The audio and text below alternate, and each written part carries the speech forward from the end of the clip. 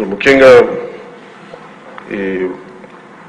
ఇలా కల్తీ సారా తాగి ఇలాంటి ఇలిసిట్ లిక్కర్ తాగి వారి ప్రైవేట్ బ్రాండ్స్ తాగి ప్రజలు ఏ స్థాయికి వెళ్ళిపోయారు అనేది ప్రత్యక్షంగా నేను కూడా చాలా నా దగ్గరికి వచ్చి చాలా సమస్యలు చెప్పుకున్నాను. ప్రజలు ముఖ్యంగా గుంటూరు నుంచి ఒక బాధితురాలు వచ్చి భర్తను తీసుకొచ్చింది. భర్తను తీసుకొచ్చి నా భర్త నన్ను కొట్టేస్తున్నాడు, మీరు మాట్లాడండి, వీళ్ళు మందు తాగిని చెప్పి ఆవిడ పాపం బాధపడుతుంటే ఉన్నది దెబ్బలు చూపించింది. భర్తను అడిగితే భర్త ఏమన్నాడంటే, నేను ఎప్పుడు ఇలా చేసేవాడిని కాదు, మందు తాగగానే నాకు అట్లా అయిపోతుంది, ఇది నర్వస్ డిజార్డర్ వచ్చేస్తుంది, న్యూరలాజికల్ డిజార్డర్ వచ్చేస్తుంది అనేది తర్వాత దీంట్లో తెలియదు అధ్యక్ష.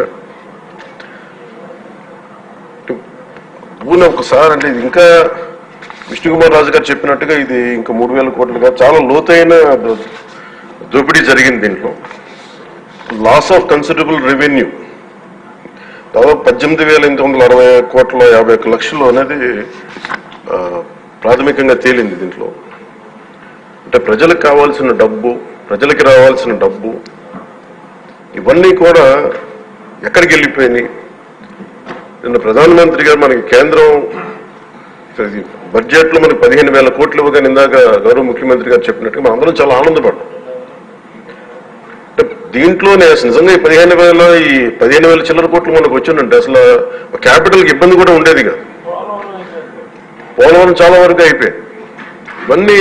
ఇవన్నీ పక్కన పెడితే అధ్యక్ష నిన్న రివ్యూ చేస్తా ఉంటే ఒక 20,000 తీసుకున్నాడు ఒక అధికారి, మన ఏసీబీ వాళ్ళు తీసుకున్నారు, ఇంటర్ డిపార్ట్మెంట్ ఏమన్నా డిపార్ట్మెంట్లో ఎంక్వైరీ చేస్తాం అని చెప్పేది ఒక రివ్యూ ఏదో కేసు గురించి చదువుతా ఉంటే తనకి కాంపెన్సేషన్ రావాలి, తనకి కోర్టుకి వెళ్ళారు. అది మాట్లాడుతున్నా ఒకటే అనిపించింది, ఒక చిన్నపాటి ఉద్యోగి తప్పు చేస్తే 20,000 రూపాయలు లంచం తీసుకున్నాడని చెప్పి లంచం తీసుకున్నందుకు ఏసీబీ ఎంక్వైరీ ఉంది, లేదంటే డిపార్ట్మెంటల్ ఎంక్వైరీ ఉంది.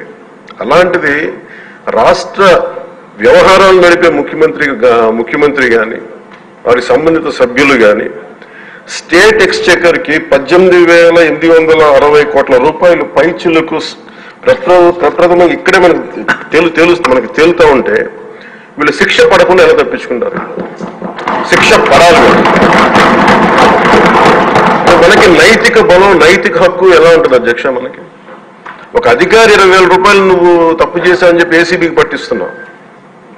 వీళ్ళేమో దారుణంగా 18,000 కోట్లు అటు ప్రజల్ని కనీసం వాళ్ళ క్వాలిటీలు మన లిక్కర్ పడిపోయి తాగాలని చెప్పి ఎవరిని మనం కూర్చోబెట్టి మనం పెంపొందించట్లా. ఓకే, ఒక వ్యసనం అనుకోండి, దానికి ఏదైనా పేరు పెట్టుకోండి. ముఖ్యంగా మనకి మద్యపాన నిషేధం అనేది చాలా చాలా కష్టమైన విషయం, ముఖ్యంగా ఆంధ్రప్రదేశ్. ఒకవైపు యానం, ఇంకోవైపు మనకి మధ్యప్రదేశ్, ఇంకోవైపు చూస్తే మనకి తెలంగాణ, ఒరిస్సా, తమిళనాడు, కర్ణాటక, ఇన్ని బార్డర్స్ ని షేర్ చేసుకొని మద్యపాన నిషేధం అనేది ఇప్పుడు చాలా కష్టసాధ్యమైన విషయం. గతంలో కూడా చేశారు, సాధించలేకపోయారు. ఇప్పుడు రెగ్యులేట్ చేయాల్సిన అవసరం ఉంది.